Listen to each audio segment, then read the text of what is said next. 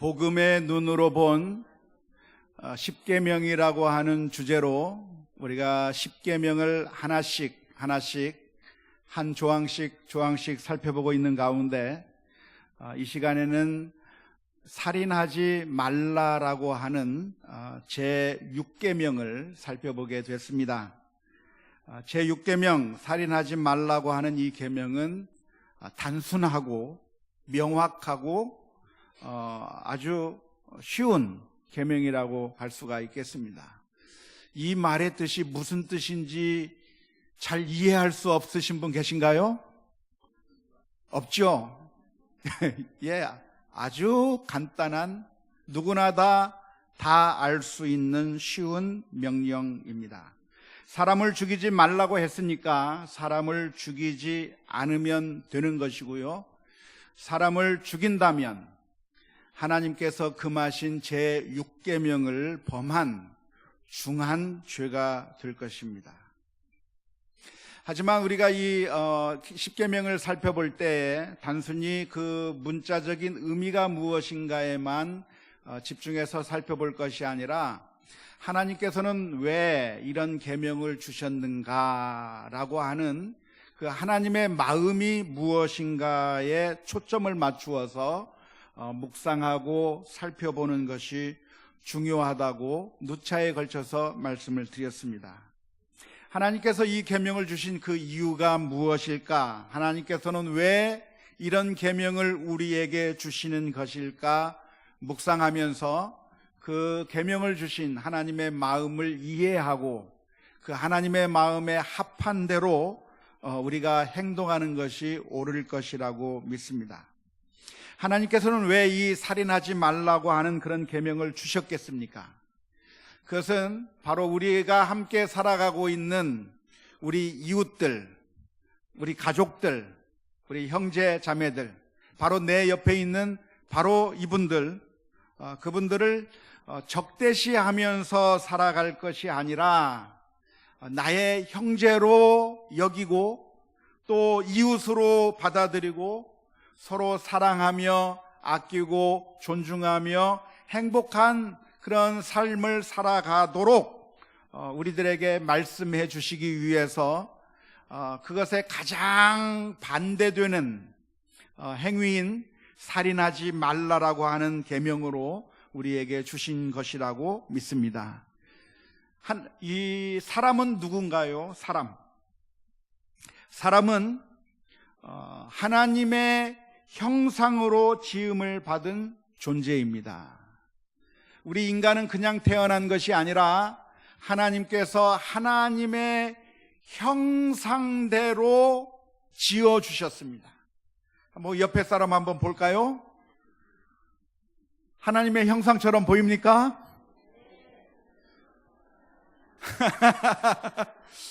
하나님이 저렇게 못생겼나?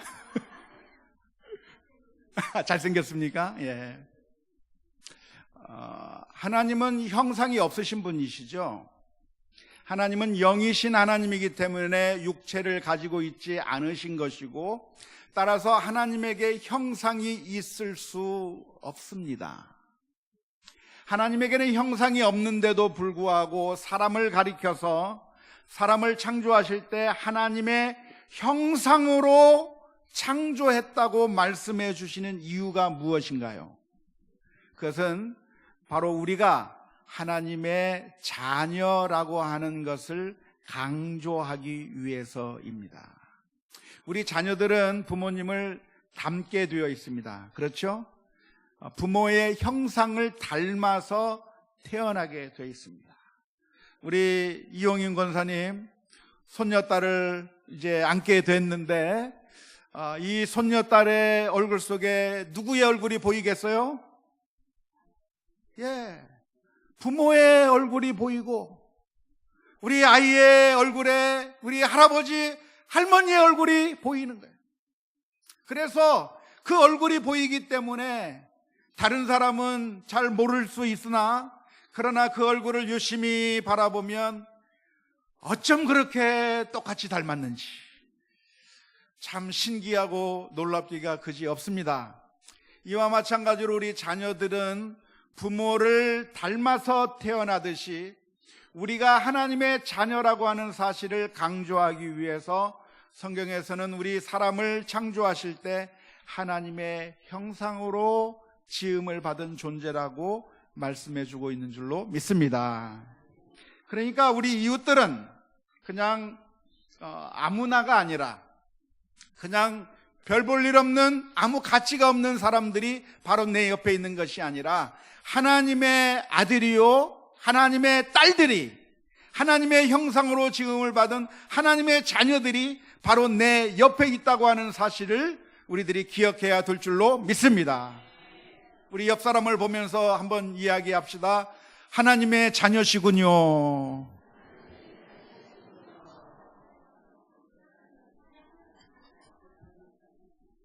하나님의 자녀를 우리가 당연히 사랑하는 것이 당연한 것이고, 우리가 하나님을 사랑한다고 말하면서 우리가 우리 이웃들을, 내 형제 자매들을 미워한다면, 더 나아가서 미워하는 것에 가장 큰 형태로 나타나는 것이 살인이라고 할 수 있을 텐데, 만일 그런 사람들을 살인하게 된다고 한다면 하나님을 사랑하는 것이 아닐 겁니다.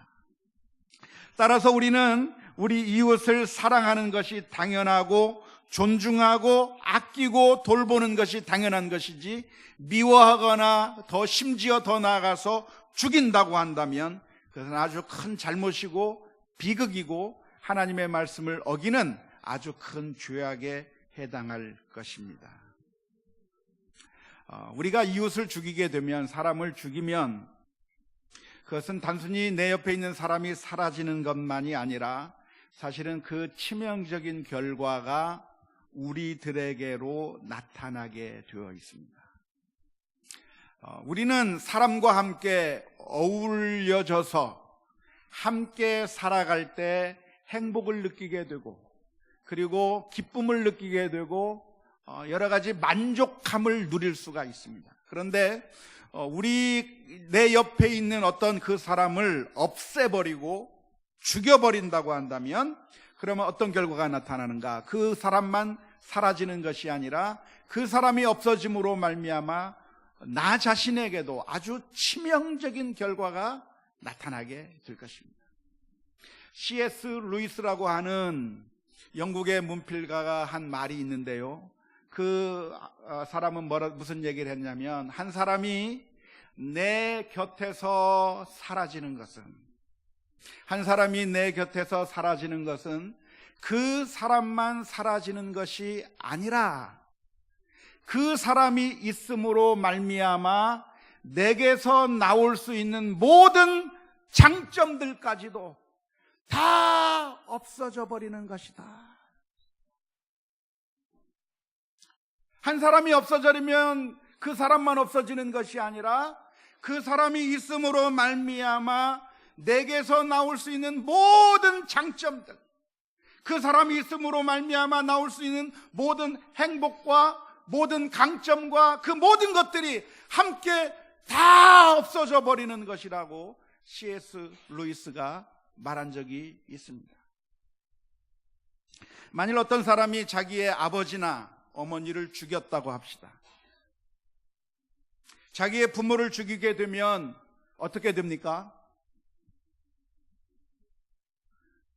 죽이게 되면 그러면 그 부모가 사라지는 것으로 끝나는 것이 아니라 나는 그 순간에 고아가 되는 겁니다. 부모의 사랑을 받고 부모의 돌보심을 받고 놀라운 그 축복을 누리면서 살 수가 있는데, 그 부모를 배척하고 죽이고 그리고 내게서부터 끊어버리는 그 순간, 나는 그 순간부터 고아가 되는 거예요. 고아. 아무도 나를 있는 그대로 사랑해 줄 수 있는 부모가 더 이상 존재하지 않는 것이고, 어떤 장점이 있어도, 즐거운 일이 있어도 그 즐거움을 함께 즐거워해 줄 어머니가 안 계신 거예요. 아버지가 안 계신 거예요. 만일 어떤 사람이 배우자를 죽이게 된다고 한다면 어떤 결과가 되는 겁니까? 이제부터는 미망인이 되는 겁니다. 친구를 죽이면 어떻게 됩니까? 그러면 그때부터는 내가 외톨이가 될 수밖에 없는 것이죠. 가인이 아벨을 죽였습니다. 제사를 하나님 앞에 드리고 난 뒤에 가인은 분노로 가득 차서 결국 인류 최초의 살인자가 되었는데, 결국 그렇게 동생 아벨을 죽였을 때 아벨을 없애버림으로 말미암아 가인은 그때부터 이제는 행복한 삶을 살게 되었는가 하면 그렇지 않습니다. 아벨이 누구냐? 아벨은 바로 가인이 돌보아 주어야 할 동생이었을 뿐만 아니라 사실은 그 아벨로부터 많은 사랑을 받고 돌봄을 받고 아끼는 관계 가운데 형제가 우애하면서 살아갈 때 아주 많은 유익을 누릴 수가 있었습니다. 하지만 아벨이 사라지게 되는 그 순간에 더 이상 그 형제 사랑의 그 관계가 없어져 버리게 된 것이죠. 형제의 우애라고 하는 것이 얼마나 대단한지요. 우리 자녀들을 기르다 보면 우리 자녀들이 얼마나 많이 싸우는지 모릅니다. 쌍둥이 아이들을 둔 가정에 보면 그 쌍둥이가 서로 얼마나 경쟁을 하고 얼마나 시기하고 질투하고 다투는지 모릅니다. 제 딸들은 두 딸을 뒀는데 큰애와 작은애의 나이차가 4살 반이나 나는데 이 4살 반 어린 이 아이가 큰 아이에게 도무지 지려고 하지 않고 얼마나 싸우는지 몰라요. 막 싸우는데, 그런데 놀라운 것은 이들이 밖에 나가서 동생이 억울한 일을 당하거나 또는 언니가 억울한 일을 당하면 그 순간에 그 동생이나 언니를 위해서 분노하면서 보호해 주려고 하는 사람이 누구냐면 바로 자매들이죠. 평상시는 늘 싸우는 것 같아도 밖에 나가면 자기 형을 도와주려고 하고 동생을 도와주려고 하고, 지난번에 우리 윤년주일학교 야유회 가가지고 축구를 하다가 우리 주일학교 한 학생이 잘못 차가지고 공에 맞아서 누군가 다쳤을 때 형제가 달려가서 막 원수를 갚으려고 하는 그 모습을 보면서 야, 평상시나 잘하지.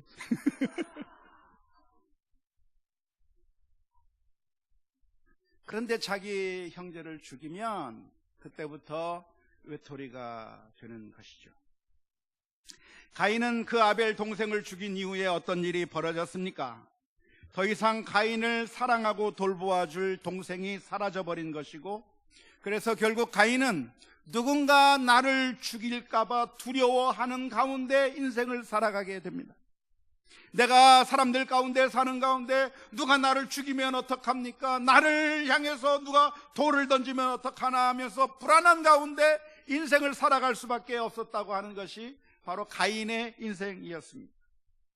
하나님께서 우리에게 살인하지 말라고 명령하시는 그 이유가 무엇이냐면, 우리가 정말 하나님의 뜻대로 사랑하며 형제와 우애하며 그리고 아끼고 살아갈 때 우리가 그나마 행복을 누릴 수 있기 때문에, 이 계명에 담긴 하나님의 마음은 무엇이냐면 우리들의 이웃과 형제를 적대시하지 말고 서로 사랑하고 협력하는 가운데 서로 도움을 주고받으며 행복하게 지내라고 이 말씀을 주신 줄로 믿습니다. 그러니까 살인하지 말라고 했으니까 살인하지 않으면 끝나는 것이 아니라 적극적으로 이 계명을 따르는 방법이 무엇이겠습니까? 살인하지 않는 것으로 끝나는 것이 아니라 사실은 더 적극적으로 내 형제와 자매와 이웃들을 사랑하며 사는 것이 살인하지 말라라고 하는 그 계명을 주신 하나님의 마음에 합하게 사는 것이라고 하는 사실을 기억할 수 있기를 주님의 이름으로 축원합니다. 예수님께서 마태복음 5장 21절부터 26절의 말씀 가운데 이렇게 말씀해 주셨습니다. 옛 사람에게 말한 바 살인하지 말라, 누구든지 살인하면 심판을 받게 되리라 하였다는 것을 너희가 들었으나 나는 너희에게 이르노니 형제에게 노하는 자마다 심판을 받게 되고 형제를 대하여 라가라 하는 자는, 여기서 욕입니다. 바보라고 하는 말입니다. 바보라 하는 자는 공회에 잡혀가게 되고 미련한 놈이라 하는 자는 지옥불에 들어가게 되리라. 그러므로 예물을 드리려다가 거기서 내 형제에게 원망을 들을 만한 일이 있는 것이 생각나거든. 예물을 제단 앞에 두고 먼저 가서 형제와 화목하고 그 후에 와서 예물을 드리라. 너를 고발하는 자와 함께 길에 있을 때 급히 사화하라. 그 고발하는 자가 너를 재판관에게 내어주고 재판관이 옥리에게 내어주어 옥에 가둘까 염려하라. 진실로 내게 이르노니 내가 한 푼이라도 남김없이 다 갚기 전에는 결코 거기서 나오지 못하리라. 아멘. 이게 하나님의 마음입니다. 그래서 우리가 살인하지 않았으니까 나는 이 제6계명을 잘 지켰다고 생각하는 것으로 끝날 것이 아니라 하나님의 마음을 알아 우리 이웃을, 우리 형제를, 자매를 진실로 사랑하고 살아가는 우리 모두가 다 될 수 있기를 주님의 이름으로 축원합니다. 살인하지 말라고 하는 제6계명은 여러 가지 해결해야 될 문제들이 있습니다. 실제적으로 우리의 삶 가운데서 여러 가지 문제들이 있는데요. 첫 번째는, 그러면 사형제도를 유지하는 것이 좋은가, 아니면 사형제도를 폐지하는 것이 좋은가라고 하는 문제가 있습니다. 우리 크리스찬들은 우리나라에서 존재하는 사형제도를 찬성하는 것이 좋은가요? 찬성하지 말고 사형제도를 폐지하자고 하는 쪽에 의견을 더하는 것이, 그것이 우리 크리스찬들로 해야 될 일일까요? 어느 쪽으로 의견을 내야 옳을까요? 못 들었습니까? 살인하지 말라고 말씀하셨는데 사형제도를 유지하도록 하는 게 좋은가요? 사형제도를 없애는 것이 좋을까요? 쉽지 않은 문제입니다. 네, 구약 성경에는 사형제도가 허용되어 있고 또 하나님께서는 심각한 죄를 지은 사람들에 대해서 사형으로 다스릴 것을 명령하고 있기 때문에 사형제도를 그대로 두어야 한다고 주장하시는 분들이 크리스찬들 중에 많이 있습니다. 하지만 그렇게 주장하는 것은 어설픈 논리에 불과합니다. 왜냐하면 성경에 있다고 해서 오늘날에도 반드시 행해야만 하는 것은 아니기 때문에 그렇습니다. 성경에 보면 한 남자의 여러 명의 아내를 둔 일부 다처제가 있었습니다. 성경에 보면 형이 죽으면 형수를 동생이 차지하는 형사 취수 제도가 있었습니다. 성경에 보면 노예를 부리는 그런 노예 제도가 있었습니다. 그러니까 성경에 있었기 때문에 오늘날에도 한 남자가 여러 여성과 함께 사는 것이 괜찮다고 이야기할 수 있습니까? 없어요. 성경에 있었다고 해서 오늘날에도 그대로 행할 것은 아니기 때문에 사형제도가 성경에 있다고 하는 사실 하나만 가지고 오늘날에도 사형제도를 그대로 유지해야 된다고 하는 것은 논리가 허약하다고 말할 수가 있겠습니다. 하지만 국가 권력이 사형제도를 가지고 있는 것 자체는 제6계명과는 별개의 것입니다. 제6계명은 개인에게 주시는 명령이지 국가에 관한 것은 아니겠고요. 따라서 국가가 사형제도를 가지고 있다고 한다면 그렇게 해서 사형시키는 것이 그것도 살인이라고 비난할 것은 아니라고 생각을 합니다. 하지만 그럼에도 불구하고 사형제도가 잘못된 판단으로 인해서 억울한 희생자가 생길 수가 있고 억울한 희생자가 생겼을 때 그것을 도무지 회복할 수 없을 정도로 엄청난 결과를 가져올 수 있다고 하는 점에서 사형제도를 폐지하거나 아니면 사형제도가 존속한다고 할지라도 아주 신중하게 집행하도록 촉구하는 것이 우리 크리스찬들이 가져야 될 자세일 것이라고 생각을 합니다. 두 번째로 던져야 될 질문이 있는데, 그것은 과연 집총을 거부하는 것이 옳은가 하는 문제입니다. 군대에 끌려가는 것, 군대의 그 국방의 의무를 다하는 것은 가능한 일인가요? 우리 크리스찬은 하면 안 되는 일인가요? 제6계명에서는 살인하지 말라고 했는데 군대에 가게 되면 무고한 살상을 해야만 하는 것이니까, 그래서 나는 군대에 가지 못한다고, 살인의 죄를 범하지 않기 위해서 나는 군대에 갈 수 없다고 말하는 크리스찬들이 있습니다.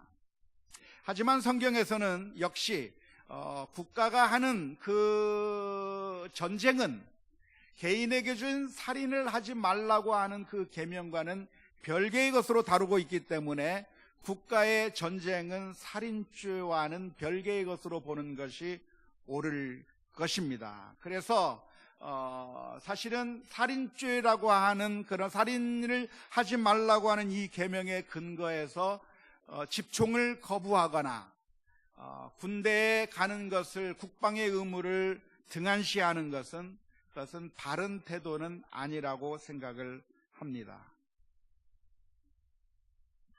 왜냐하면 전쟁에 대해서 제대로 준비하지 않는다고 하면 사실은 내가 살인을 하지 않는다고 하는 목적으로 전쟁을 참여하지 않지만, 그러나 그 결과는 더 큰 희생, 더 많은 사람들이 죽을 수밖에 없는 결과를 가져올 수밖에 없는 것이기 때문에 크리스찬이라고 해서 집총을 거부하고 군대에 안 간다고 하는 그것은 어설픈 논리라고 말씀을 드리고 싶습니다. 하지만 그렇다고 해서 집총을 거부하는 사람들을 무조건 비난해서도 안 됩니다.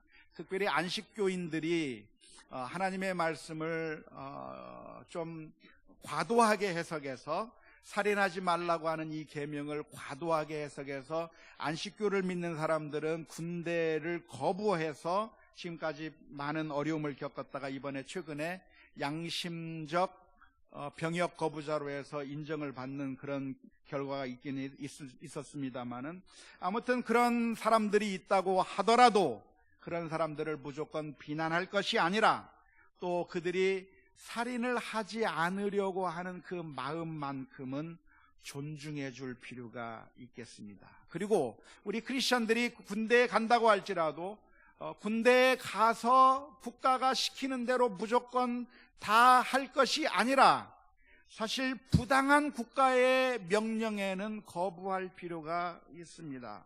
예를 들어서 5.18과 같이 자국의 국민을 향해서 총칼을 들이대고 죽이라고 하는 그런 부당한 명령이 있다고 한다면, 이것은 국가에 속한 군인으로서 그냥 하는 것이다라고 그냥 할 것이 아니라, 그 순간에 내가 어려운 일을 당한다고 할지라도 그때 거부할 수 있는 그런 정당한 용기가 우리들에게 필요할 것이라고 믿습니다. 세 번째는 낙태의 문제입니다. 낙태는 아직 태어나지 아니한 생명을 없애는 것이 낙태인데요, 낙태도 살인죄에 해당합니까? 태어나지 않았더라도 하나님께서는 이미 생명으로 주셨기 때문에 태아의 생명을 끊는 낙태는 살인하지 말라고 하는 이 계명을 어기는 금지하신 살인죄를 저지른 것임을 우리가 기억해야 할 것입니다.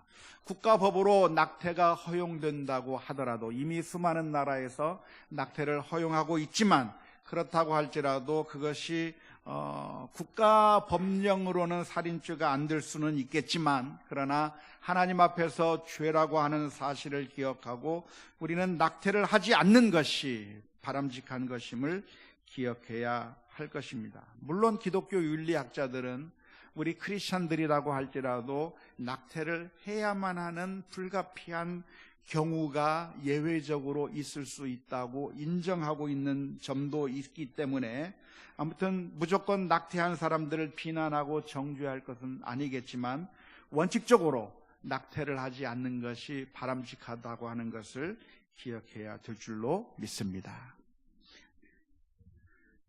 네 번째로 자살의 문제입니다. 자기 자신을 죽이는 것도 역시 살인에 해당이 될까요? 됩니다. 하나님께서 금하시는 것인데 그것을 이웃을 죽이는 것이든 나 자신을 죽이는 것이든 하나님께서 기뻐하지 않는 것이기 때문에 자살을 하지 않는 것이 성도의 바른 자세라고 믿습니다. 물론 자살한 사람들은 반드시 지옥에 간다고 그렇게 비난해서는 안 됩니다. 우리의 구원이라고 하는 것은 우리의 행위에 달린 것이 아니라 믿음에 달려 있는 것이고, 더 나아가서 더 중요하게는 하나님의 은혜에 달려 있는 것이기 때문에 그 사람이 자살했다고 하는 이유만으로 지옥에 간다고 함부로 말을 해서 유가족들의 마음을 아프게 하거나 하는 것은 바람직하지 않을 겁니다. 뿐만 아니라 자살을 했다고 해서 생명이 바로 없어지는 것은 아니고요. 자살한 이후에도 그 시간이 얼마만큼이든 회개할 기회가 주어질 수 있기 때문에 우리가 어떤 사람의 구원의 문제에 대해서 함부로 이야기하는 것은 옳지 않을 것입니다. 아무튼 자살은 하나님께서 원하지 않는 살인을 금하시는 계명을 위반하는 것이기 때문에 우리가 자살을 시도하는 일은 하지 않는 것이 하나님을 기쁘시게 하는 것임을 기억해야 할 것입니다. 마지막으로 제6계명은 살인의 계명뿐만, 살인을 하지 말라고 하는 계명이 아니라 살상 자체를 금하고 있는 것일까 하는 문제가 있습니다. 영어 성경에 보면은 do not kill, 죽이지 마라로 되어 있습니다. 영어 성경을 보면. 그러니까 그 뒤에 사람이라고 하는 목적어가 없어요. 그러니까 죽이지 말라고 제6계명을 번역해 놓았기 때문에 어떤 사람들은 그렇기 때문에 사람을 죽이는 것도 하나님 앞에 잘못이지만 짐승을 죽이는 것도 역시 잘못이다, 제6계명을 범하는 것이라고 주장하는 사람들도 있습니다. 그런 주장을 혹시 들어보셨습니까? 들어볼 리가 없죠. 우리 교회에서만 신앙생활을 했기 때문에. 그런데 그렇게 주장하는 사람이 혹시 있다고 한다면 그런 말에 속아 넘어가지 마시기 바랍니다. 왜냐하면 히브리어 원어에서 제6계명은 사람을 죽이는 것을 나타내는 동사인 라차라고 하는 동사를 사용하고 있기 때문에 그렇습니다.